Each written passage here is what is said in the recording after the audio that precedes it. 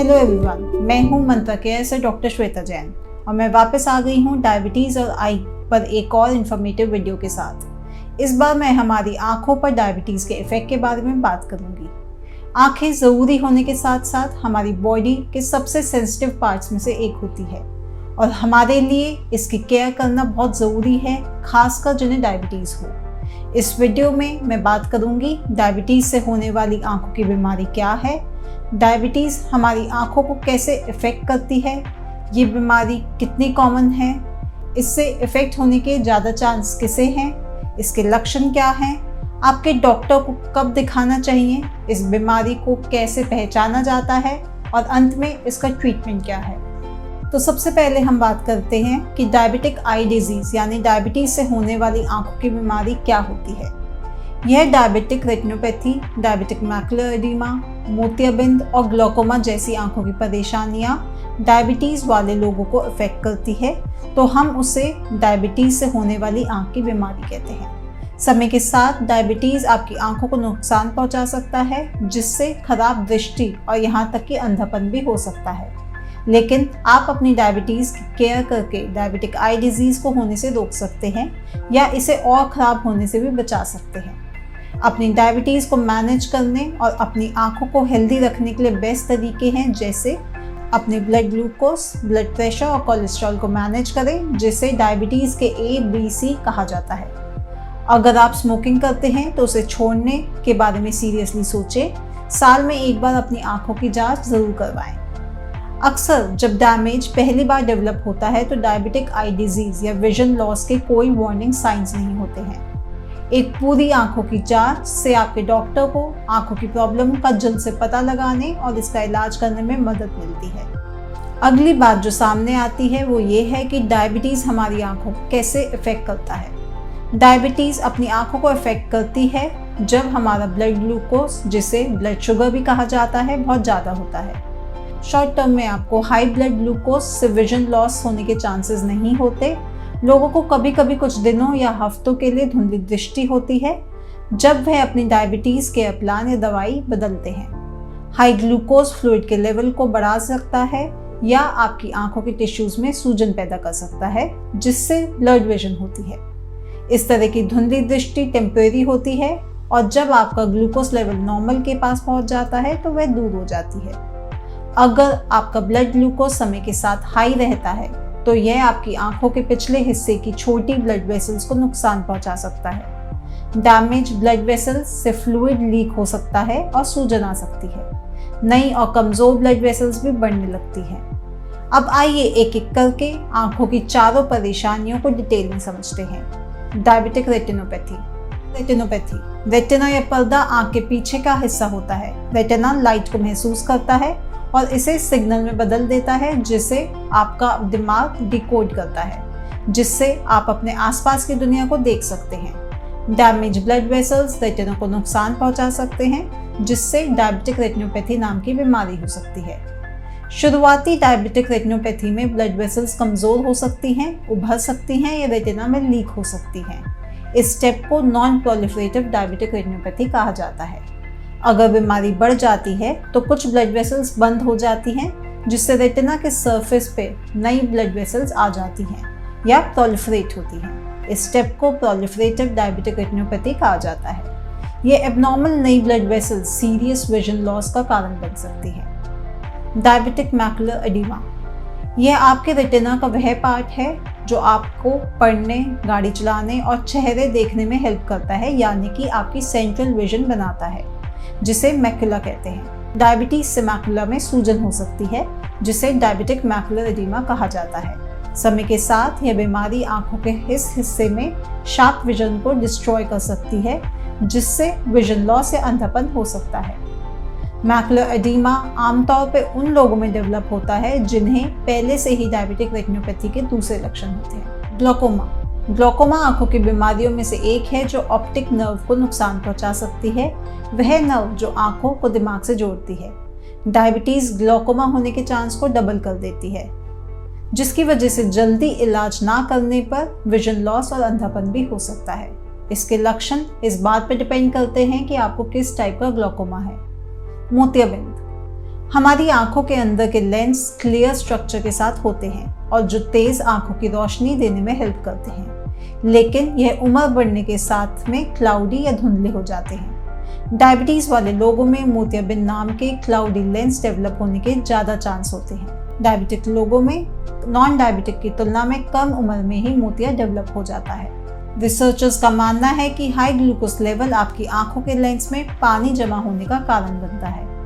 अब आप इस फैक्ट के बारे में सोच रहे होंगे कि डायबिटीज से होने वाली आंखों की बीमारी होने के चांसेस ज़्यादा किसको होते हैं। यह बिल्कुल सोचने वाली बात है, क्योंकि हर किसी में डायबिटीज़ की वजह से आंखों में होने वाली बीमारियों के लक्षण नहीं दिखाई देते हैं। आपको इसका रिस्क तब ज़्यादा बढ़ जाता है जब आपकी ब्लड शुगर ज़्यादा रहती हो या आपको काफ़ी लंबे समय से डायबिटीज़ हो।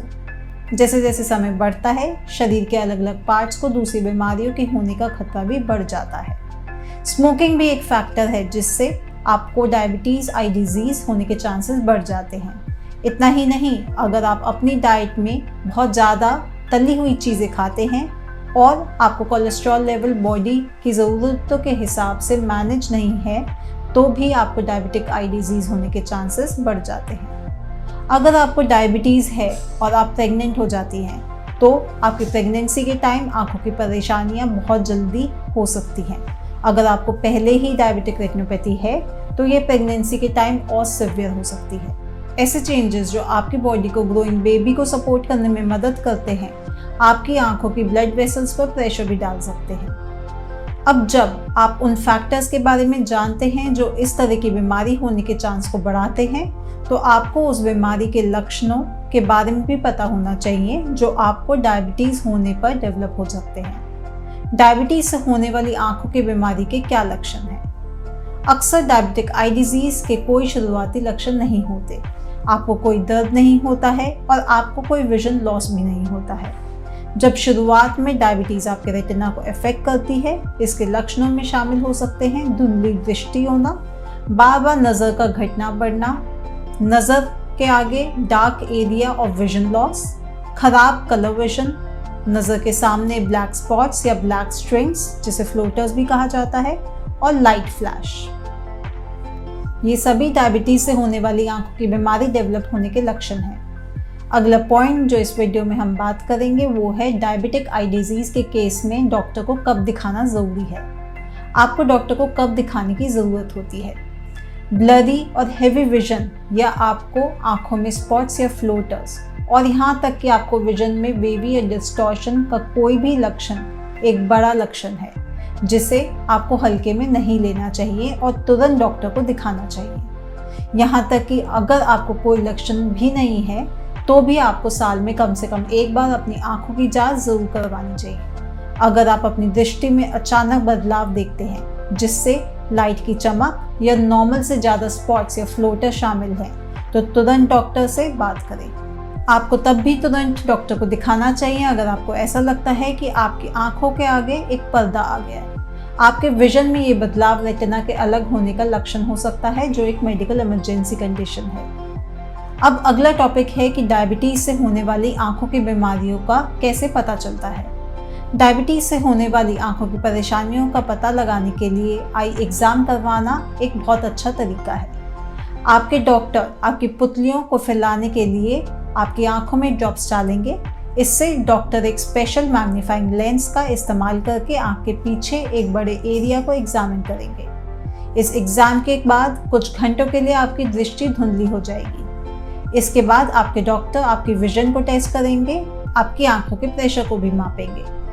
आपके डॉक्टर आपकी हेल्थ को देखते हुए कुछ और टेस्ट भी बता सकते हैं, जैसे कि ओसीटी, फंडस फोटो और फंडस एंजियोग्राफी, जो आंख के रेटिना के बारे में कुछ इंपॉर्टेंट इंफॉर्मेशन प्रोवाइड करते हैं। डायबिटीज से पीड़ित ज़्यादातर लोगों को पूरे आई एग्ज़ाम के लिए साल में एक बार किसी आई केयर प्रोफेशनल के पास जाना चाहिए। इस वीडियो का अगला और सबसे ज़रूरी पार्ट डायबिटीज से होने वाली आंखों की बीमारी का उपचार है।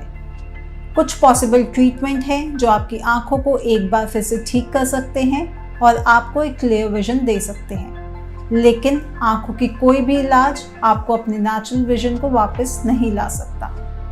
आपके डॉक्टर आपके डायबिटीज़ मैनेजमेंट के साथ साथ साल में 1 से ज़्यादा बार आंखों की जांच कराने की सलाह दे सकते हैं। इसका मतलब है कि आपको अपने डायबिटीज़ के ABC को मैनेज करना चाहिए, जिसमें आपका A1C, ब्लड प्रेशर और कोलेस्ट्रॉल शामिल है। साथ में एक और ज़रूरी चीज़ है स्मोकिंग छोड़ना। अपनी हेल्थ केयर टीम से पूछें कि आप अपने गोल तक पहुंचने के लिए क्या कर सकते हैं। Doctor, medicine, laser treatment, surgery या इन ऑप्शंस के कॉम्बिनेशन के साथ एडवांस आई प्रॉब्लम का इलाज कर सकते हैं। आइए इसे डिटेल में जानते हैं। जैसा कि हर कोई आंखों के रेगुलर चेकअप के लिए सुझाव देता है, जिसमें आपके ब्लड शुगर, कोलेस्ट्रॉल और ब्लड प्रेशर का चेकअप करना बहुत ज़रूरी है। यह सबसे बड़ा इलाज हो सकता है जो आप अपनी आंखों के लिए कर सकते हैं। Oral medicine, exercise, healthy diet का पालन करना और स्मोकिंग की आदत छोड़ना इन बीमारियों को बढ़ने से रोकने का अच्छा तरीका है। लेकिन एक बार जब आप इन्हें डेवलप कर लेते हैं तो आपको इन सभी को दूर करने के लिए प्रॉपर ट्रीटमेंट लेना चाहिए। अगर आप किसी डायबिटिक आंखों की बीमारी का सामना कर रहे हैं तो इसके 4 पॉसिबल ट्रीटमेंट है जिनके बारे में आप जान सकते हैं। आइए डिटेल में जानते हैं। Laser treatment. डायबिटिक रेटिनोपैथी के एडवांस स्टेज में आंखों के पीछे नई ब्लड वेसल्स के इलाज के लिए लेज़र ट्रीटमेंट का इस्तेमाल किया जाता है। ऐसा इसलिए किया जाता है क्योंकि नई ब्लड वेसल्स बहुत कमज़ोर होती हैं और अक्सर आंखों में ब्लीडिंग का कारण बनती है।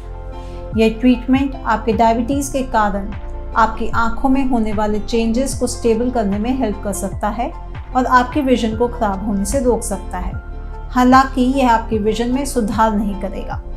इसमें आपकी आंखों में एक लेज़र से शाइन किया जाएगा और आपको अपनी आंखों को सुन करने के लिए लोकल एनेस्थेटिक ड्रॉप दी जाएगी।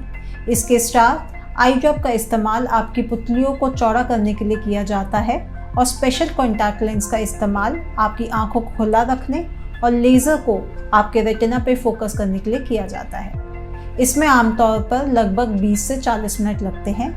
यह ट्रीटमेंट आउट पेशेंट बेसिस पे किया जाता है, जिसका मतलब है कि आपको रात भर हॉस्पिटल में रहने की ज़रूरत नहीं होगी। लेज़र के लिए आपको 1 से ज़्यादा बार जाने की भी ज़रूरत पड़ सकती है। यह आमतौर पर दर्द नहीं देता है। हालांकि जब आपकी आंखों के कुछ एरिया पर इलाज किया जाता है तो आपको तेज़ चुभन महसूस हो सकती है। आंखों का इंजेक्शन। डायबिटिक मैक्युलोपैथी के कुछ केसेस में आंखों के पीछे नई ब्लड वेसल्स को बनने से रोकने के लिए एंटी-VEGF नाम के मेडिसिन का इंजेक्शन सीधे आपकी आंख में दिया जाता है। इसमें इस्तेमाल होने वाली मेडिसिन को रानीलिजुमाब, लुसेंटिस या एसेंट्रिक्स और एफ्लिबर्सेट या आइलिया कहा जाता है। यह आपकी आंखों की परेशानियों को खराब होने से रोकने में हेल्प करता है और आपकी विजन में भी सुधार ला सकता है। ट्रीटमेंट के समय आपकी आंखों के आसपास की स्किन को साफ किया जाता है और एक शीट से कवर कर दिया जाता है। आपकी आंखें खुली रखने के लिए एक छोटी क्लिप का इस्तेमाल किया जाता है। आपकी आंखों को सुन करने के लिए लोकल एनेस्थीसिया की ड्रॉप्स दी जाती हैं। एक बहुत ही पतली सुई को ध्यान से आपकी आई बॉल में इंजेक्ट किया जाता है और इंजेक्शन दिया जाता है। इंजेक्शन आमतौर पर महीने की शुरुआत में एक बार दिए जाते हैं। एक बार जब आपकी विजन स्टेबल होने लगती है तो उन्हें रोक दिया जाता है या कम कर दिया जाता है। कभी कभी एंटी-VEGF इंजेक्शन के बजाय स्टेरॉइड मेडिसिन के इंजेक्शन दिए जा सकते हैं, खासकर अगर एंटी-VEGF इंजेक्शन हेल्प नहीं करते हैं तो। आंखों की सर्जरी। आंखों के कुछ विट्रियस ह्यूमर को हटाने के लिए सर्जरी की जा सकती है। यह ट्रांसपेरेंट और जेली जैसा एक सब्सटेंस होता है जो आंखों के लेंस के पीछे की जगह पर भरा होता है। इसके ऑपरेशन को विट्रोरेटिनल सर्जरी के रूप में जाना जाता है। इसकी ज़रूरत हो सकती है अगर आपकी आंख में ज़्यादा ब्लड जमा हो गया है, एक्सटेंसिव स्कार टिश्यू है जिसके कारण रेटिनल डिटैचमेंट होने के चांस हैं, या पहले से ही रेटिना डिटैचमेंट का कारण बन चुका है। प्रोसीजर के समय सर्जन कुछ विट्रियस ह्यूमर को हटाने, किसी भी स्कार टिश्यू को हटाने और आपकी विजन में और गिरावट को रोकने के लिए लेज़र का इस्तेमाल करने से पहले आंख में एक छोटा चीरा लगाते हैं। विट्रोरेटिनल सर्जरी आमतौर पर लोकल एनेस्थीसिया देकर या बेहोश करके की जाती है। इसका मतलब है कि आपको किसी भी दर्द का एहसास नहीं होगा और सर्जरी होते समय आपको कुछ भी पता नहीं चलेगा। मुझे उम्मीद है कि आपको ये वीडियो यूज़फुल लगी होगी। अगर आप ऐसी ही कुछ और वीडियो देखना चाहते हैं जो आपको डायबिटीज़ और उससे जुड़ी सभी बीमारियों के बारे में जानकारी दे, तो इस वीडियो को लाइक करें और हमारे चैनल को सब्सक्राइब करें। एक और इन्फॉर्मेटिव वीडियो के साथ आपके पास आने का वादा लेते हुए अभी मैं इस वीडियो को यहीं ख़त्म करती हूँ। तब तक सुरक्षित रहें, स्वस्थ रहें। धन्यवाद।